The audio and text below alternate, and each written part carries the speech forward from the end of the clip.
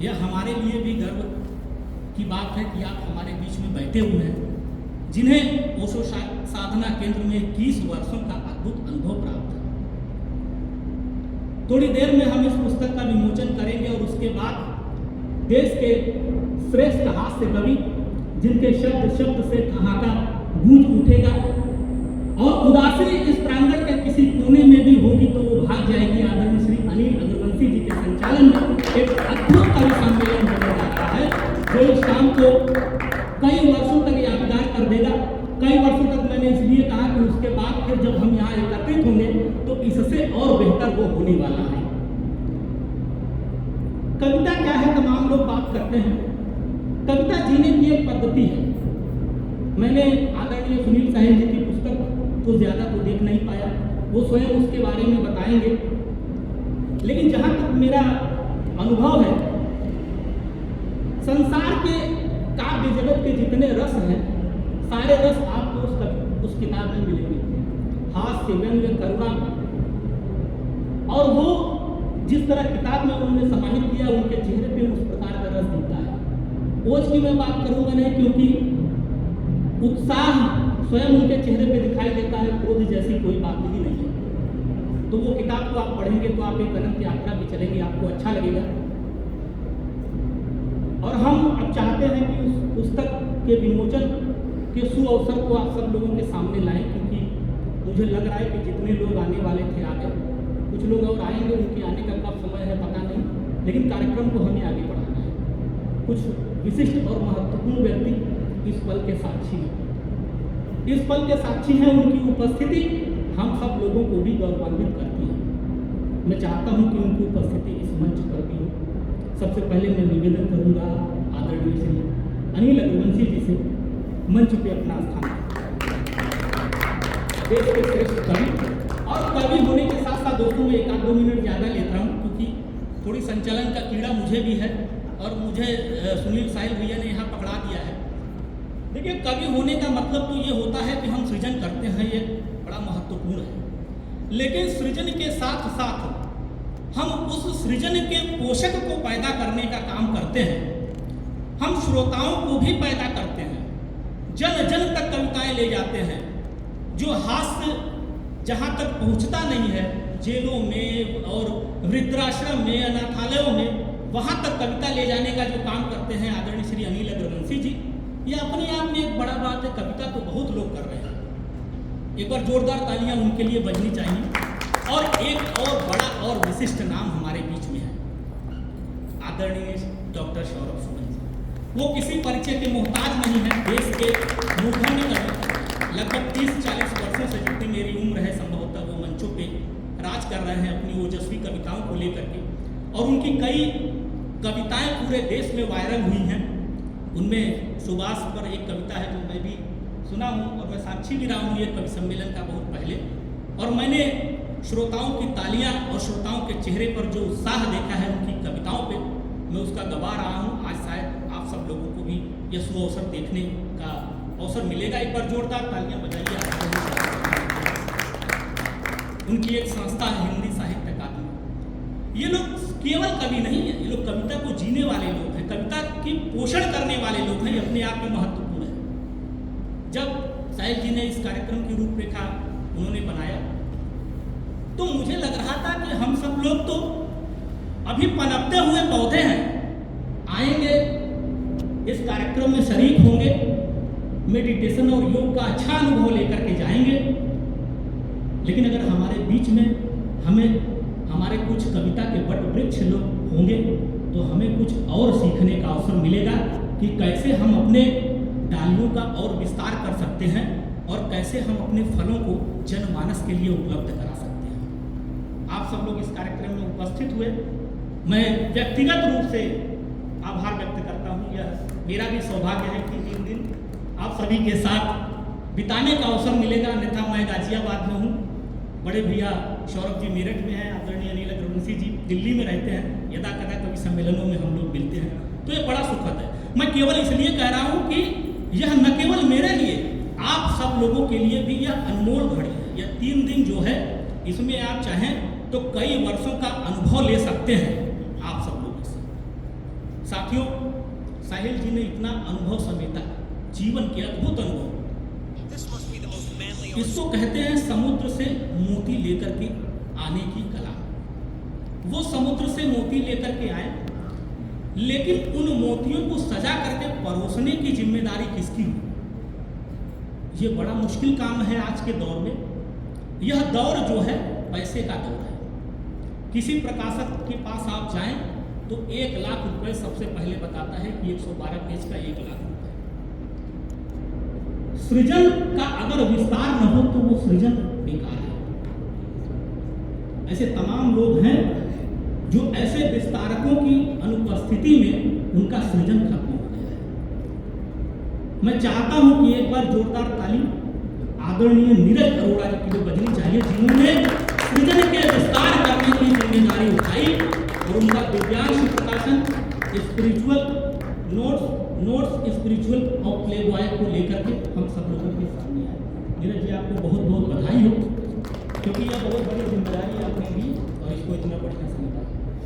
दोस्तों, हमारे देश के बहुत बड़े कवि हैं, वो कहते हैं कि कविता लिखना तो ये जरूरी काम है, लेकिन कविताओं को लोगों तक पहुँचाना बड़ा मुश्किल है।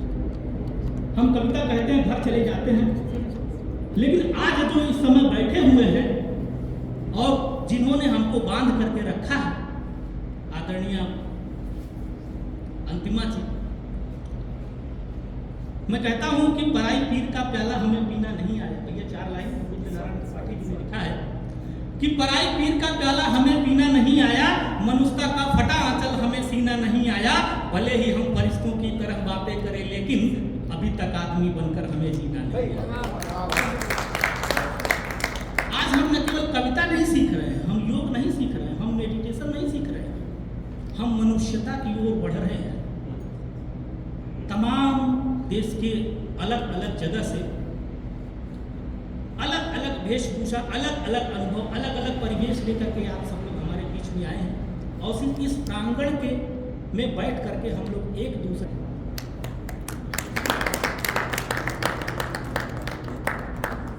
और मैं अभी बुलाता, लेकिन आदरणीय श्री सुनील साहिल जी की उपस्थिति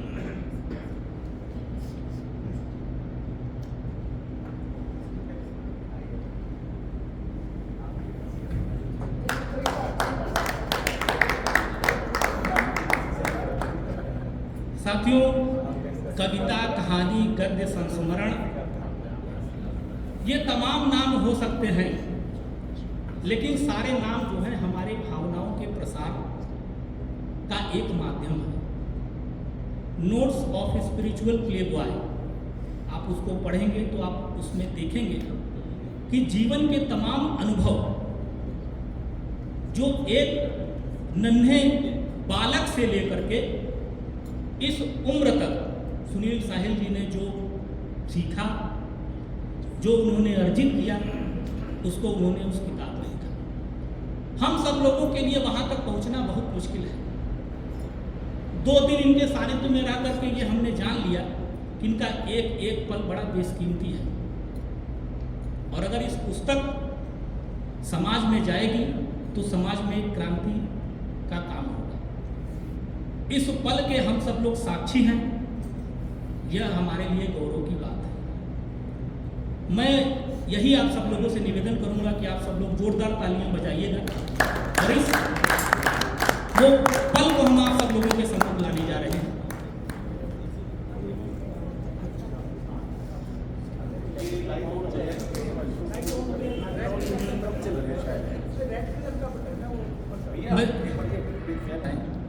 आपकी उपस्थिति मंच पर अनिवार्य है और इस पुस्तक विमोचन के इस समारोह में आप सब लोग अपना योगदान दें, क्योंकि यह पल बड़ा यादगार होने वाला है साथियों।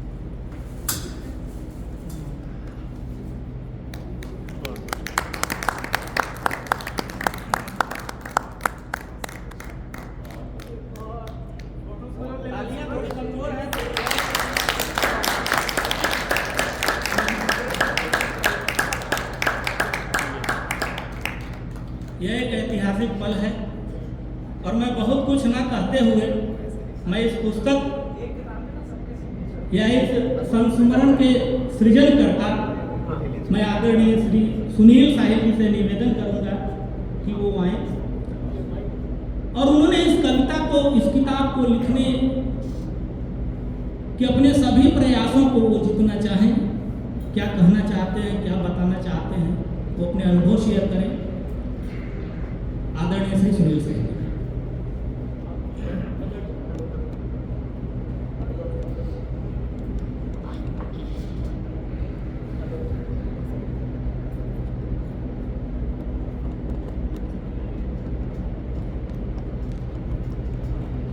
हेलो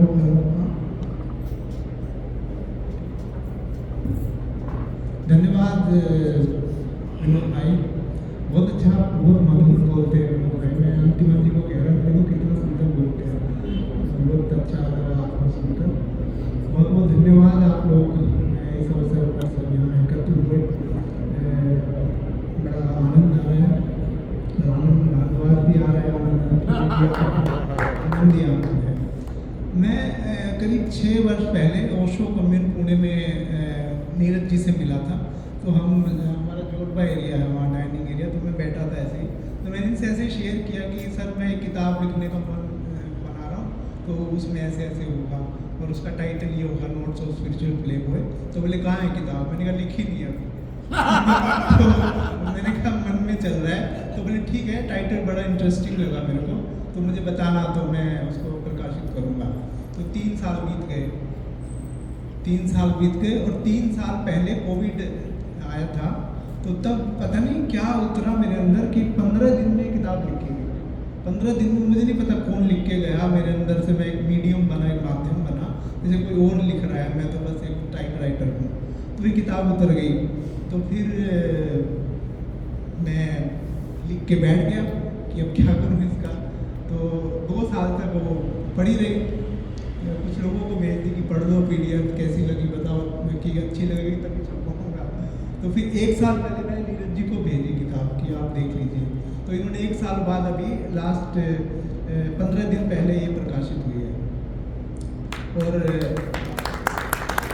इन सब मैं बहुत बहुत आभारी हूँ कि मुझ जैसे एक छोटे से अदना से लेखक को इन्होंने इतनी बड़ी इतनी तवज्जो दी, इतना आदर दिया और इतने कम समय में बहुत अच्छी फीडबैक्स मिली मुझे। बड़े अनजाने जाने लोगों ने काफ़ी फेसबुक पर लिखा, मुझे मैसेज भेजे, कई लोगों ने कहा कि हम इस कहानी से रिलेट कर पा रहे हैं।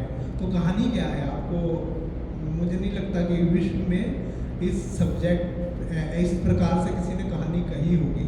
उसका ध्यान से बहुत बड़ा संबंध है, उससे बड़ा गहरा संबंध है। हमारे पास क्या है?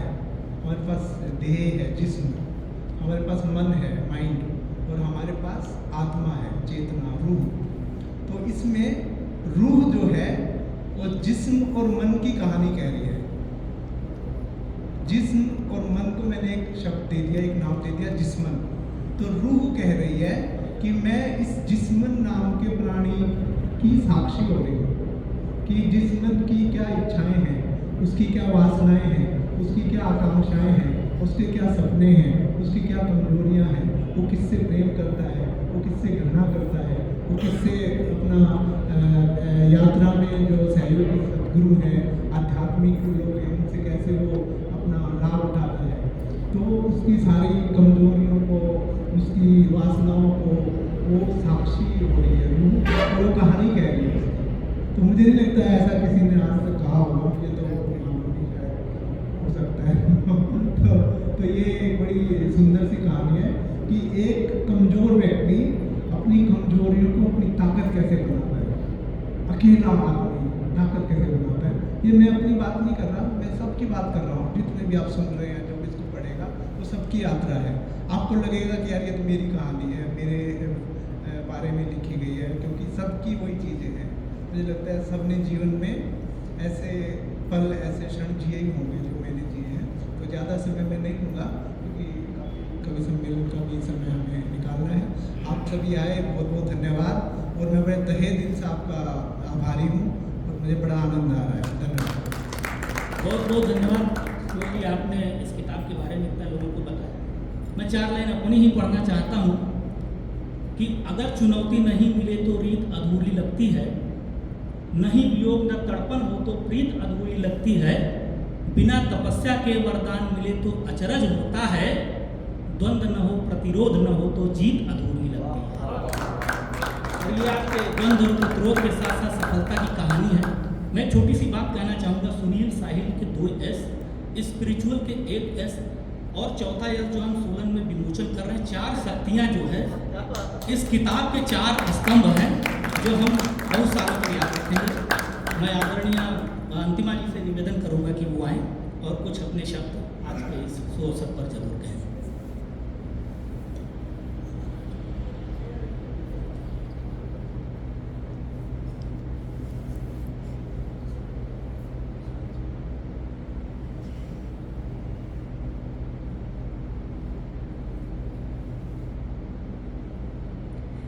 मैं तो इतना कहूँगी कि यहाँ पे आने के बाद जिस प्रेम से मुझे नवाजा गया है और जिस सम्मान से मुझे नवाजा गया है, उसके लिए मैं 2 लाइनों से इस बात को बताना चाहूँगी कि इश्क की गहराइयों से और खूबसूरत क्या है, कि इश्क की गहराइयों से और खूबसूरत क्या है, हम हैं और आप हैं और किसी की ज़रूरत क्या है।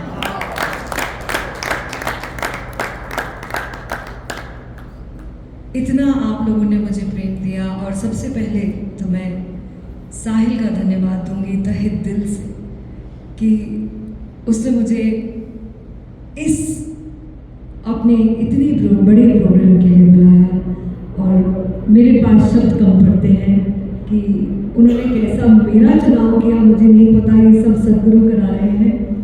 और कुछ ऐसा हुआ कि उनका फ़ोन आया और मैं बहुत बिजी काम में चल रही थी, इस समय मेरा आना बिल्कुल मुश्किल नामुमकिन सा ही था, लेकिन जैसे ही फ़ोन आया और साहिल ने कहा कि ऐसा ऐसा प्रोग्राम है और मैं चाहता हूँ कि तुम फैसिलिटेट करो, मेरे मुंह से ना निकला ही नहीं।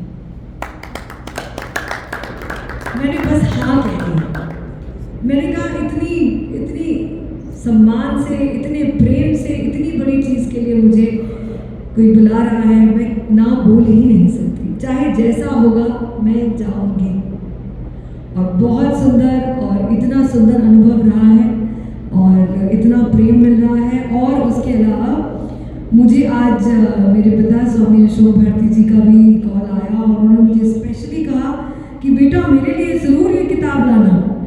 मैं इस किताब की बहुत तारीफ़ें सुन रहा हूँ। इस किताब के लिए लोग उसको हरमन हेस की सिद्धार्थ से कंपेयर कर रहे हैं, तो वो तो बहुत एक्साइटेड है ये किताब को पाने के लिए। तो मैंने बिल्कुल उनको बोला है और उन्होंने भी आपके लिए बहुत बहुत शुभकामनाएं भेजी हैं। और मैं ये ज़रूर जानती हूँ कि आप जो भी आप लिखेंगे और जो भी आपने इस किताब में व्यक्त किया है वो बहुत हृदयों को छूएगा। मेरी बहुत शुभकामनाएं। बहुत बहुत धन्यवाद अंतिमा जी।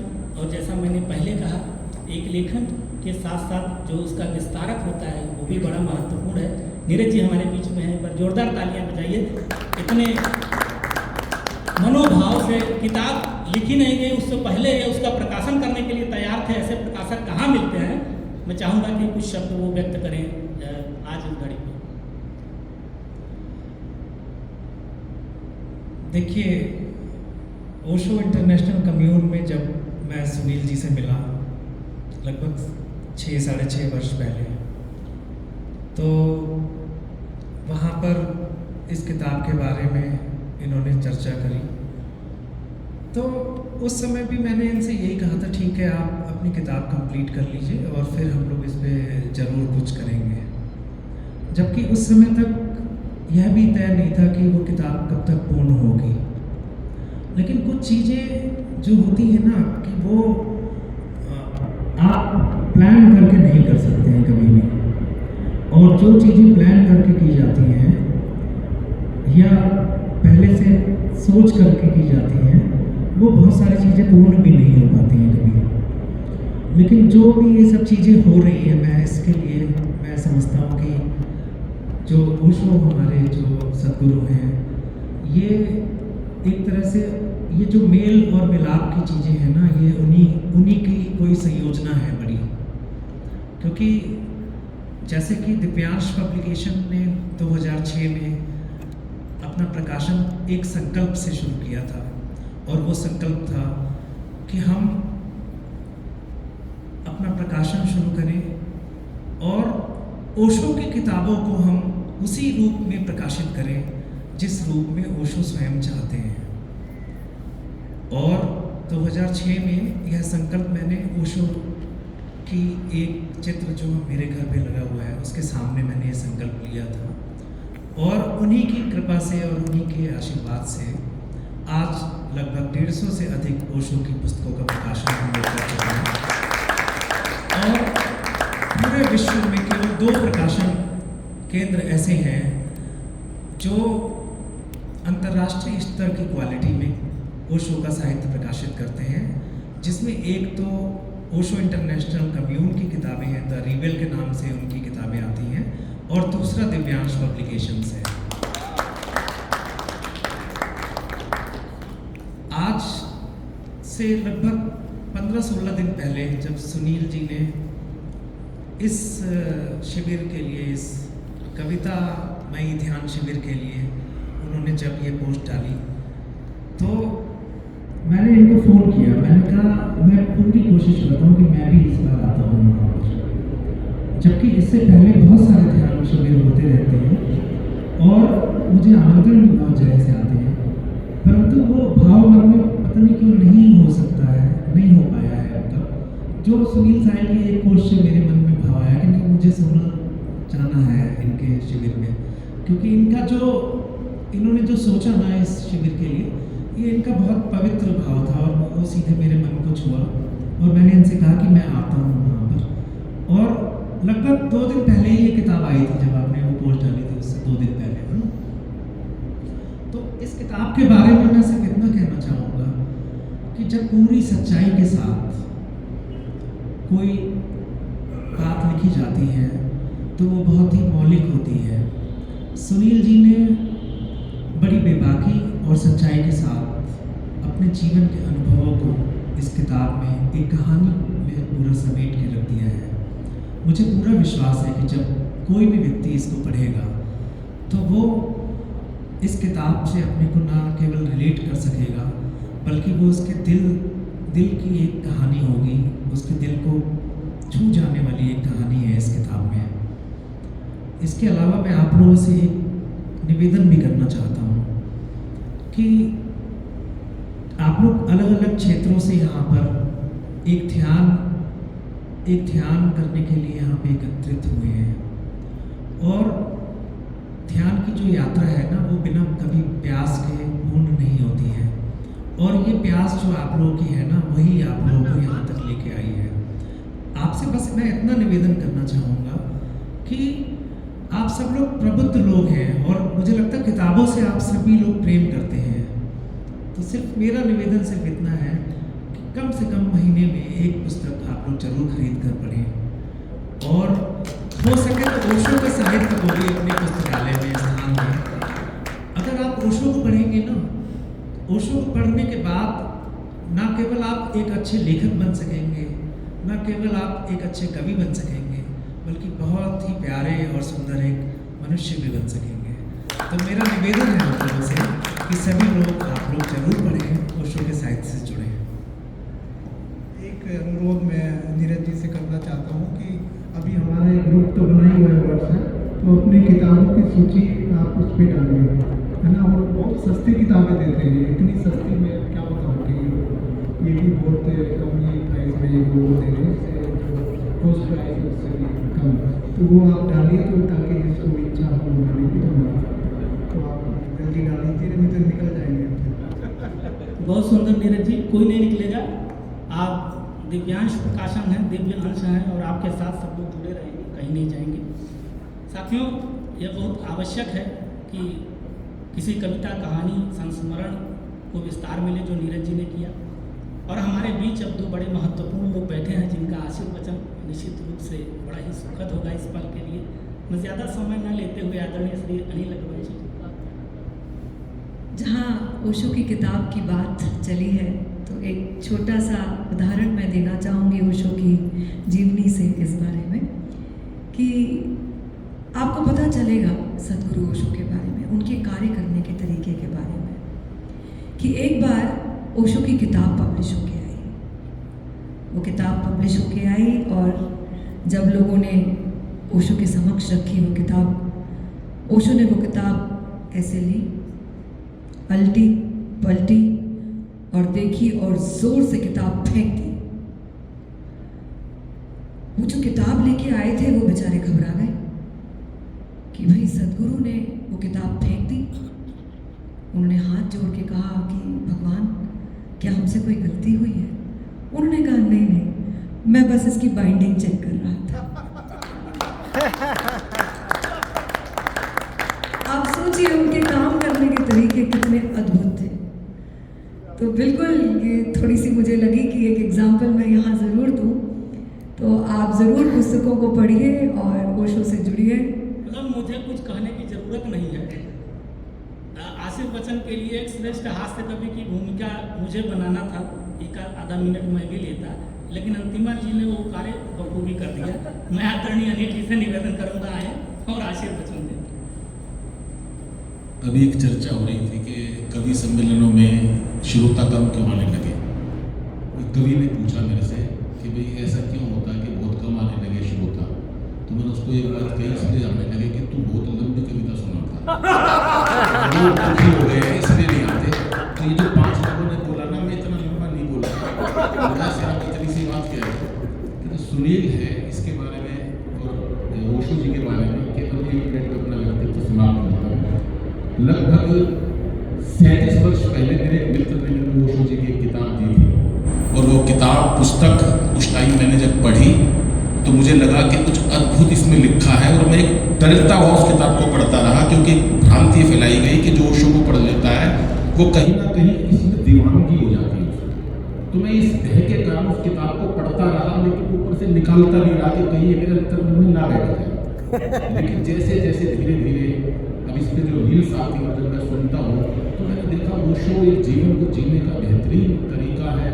वो अध्यात्म वाले के लिए भी उतना ही कारगर साबित होता है जितना एक बिजनेसमैन के लिए, वो एक गृहिणी के लिए भी उतना ही उपयोगी है, वो एक खिलाड़ी के लिए भी उतना ही उपयोगी है। तमाम वो जीव मानव जिनको धरती पर बनाया गया है, चाहे वो कबीर हो व कृष्ण भगवान हो, चाहे वो आज जो जिक्र किया उन्होंने खलील जिब्रान, तमाम ऐसे दार्शनिकों का एक मिश्रण लेकर उन्होंने लाखों किताबें पढ़कर उसको एक बार में जो अपना रस इतनी छोटी आयु के अंदर उन्होंने लोगों को दिया। मुझे लगता है कि हजारों साल में ऐसा व्यक्तित्व पैदा ही नहीं होता। दूसरी बात अंतिमा जी के बारे में कहूँगा, मुझे नहीं पता कि किसी के लिए भी इतना समर्पण करना आजकल के टाइम में कि 3 दिन अपने व्यस्त समय से निःशुल्क रूप से, आज हम कभी हमारे पास टेलीफोन भी आता है, जी क्या लोगे, तो हम एक अपना पैसा मांग लेते जी हमें इतना रुपया चाहिए, तो जब वो 10,000 रुपये के लिए बोलता हम मना कर देते हैं सब कभी कि नहीं जी हम नहीं आ रहे, हमारी तो पेमेंट यही है। मुझे लगता है जितना उन्होंने ज्ञान दिया वो अरबों रुपये का था, लेकिन उसके बाद 3 दिन उन्होंने लगाए और प्रकाशन जिन्होंने इतनी मेहनत से इस काम को किया, मेरा भाई सौरभ जो इस काम के लिए समर्पित है, विनोद है, अमित है, तमाम लोग ये बातें संचालन में करेंगे।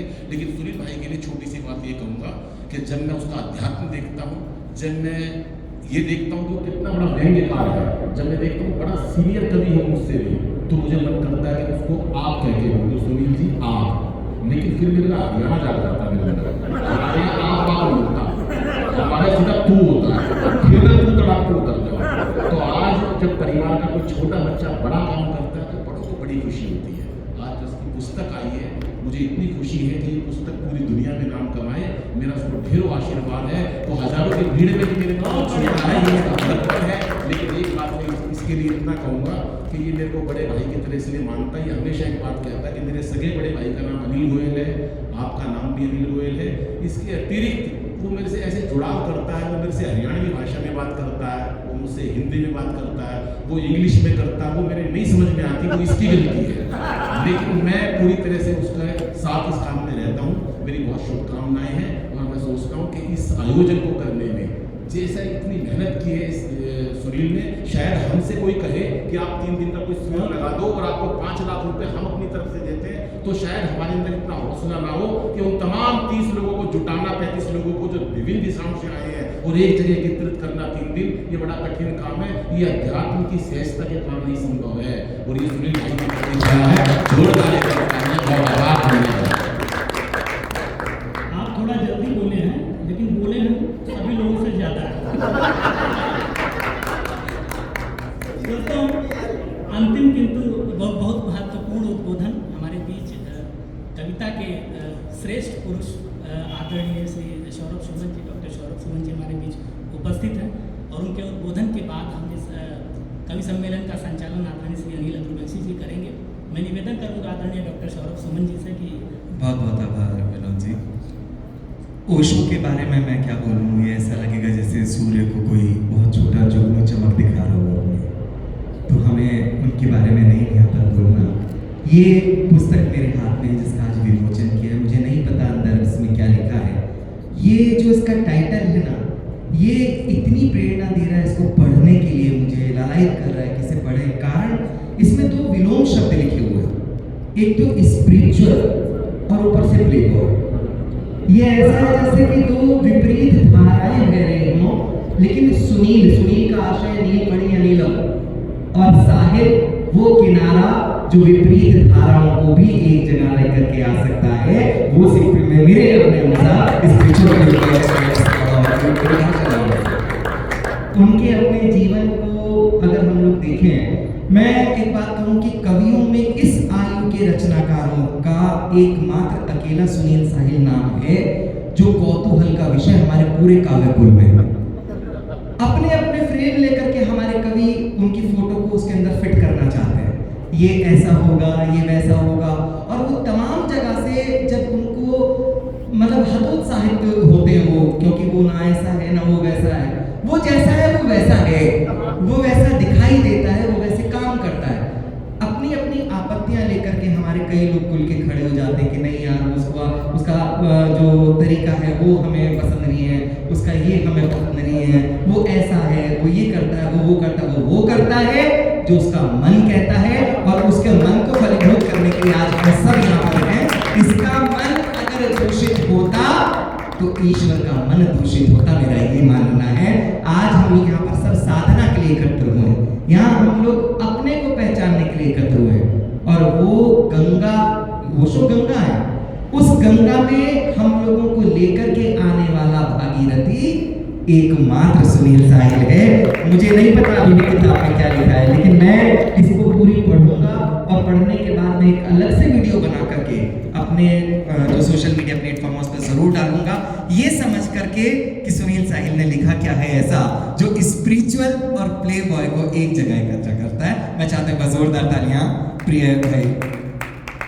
बस मैं पुस्तक भैया ने दी दिन में, तो मैंने 2-4 पेज पढ़े और एक निष्कर्ष ये निकाला, बड़ा कठिन कार्य है किसी की और के बारे में लिखना, लेकिन अपनी सच्चाइयों को, अपनी जिंदगी को व्यक्त करना शायद हमारे जीवन में हजारों गुण अच्छे हैं जिनको हम अपने माता पिता, अपनी पत्नी, अपने बच्चों के साथ शेयर नहीं कर सकते। लेकिन सुनील की वो ताकत, उसकी स्पष्टतावादिता कि उसने इसके अंदर वो छोड़ दिया है, शायद उसकी सत्यता का, वो उसकी स्पष्टता को जाहिर करता है।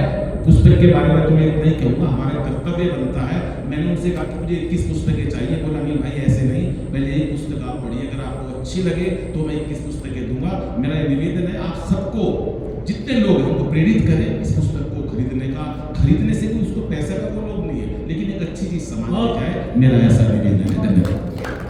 बहुत सुंदर दोस्तों, और यह जो प्रथम पारी थी आज के इस संध्या कार्यक्रम का, वो यहाँ पे समाप्त होती है। अब कवि सम्मेलन होगा जिसका संचालन आदरणीय श्री अनिल अग्रवंशी जी करेंगे। करना मुझे था, लेकिन बोले विनोद आज तेरी भाभी भी आई है सामने, तो मुझे थोड़ा संचालन कर लेने दे, थोड़ा तो बढ़िया सा माहौल बनाना है। कवि सम्मेलनों में कम जाती हैं, तो हमने कहा कि ठीक है भैया। वैसे वो देश के बहुत बड़े संचालक है, इसमें कोई दो राय नहीं है, लेकिन पहले ये बात हुई थी कि मैं करूँगा तो वो कुछ गलतियाँ देखेंगे तो उसमें सुधार करेंगे। बहरहाल दोस्तों, मेडिटेशन का कार्य, आप सब मेडिटेशन चलता रहेगा, आप सब लोगों ने ध्यान खूब अच्छा किया। अब काव्यपान कीजिए, 3-4 घंटे हास्य का जो माहौल होगा आपको आनंद आएगा। और हंसी भी एक साधना है ईश्वर की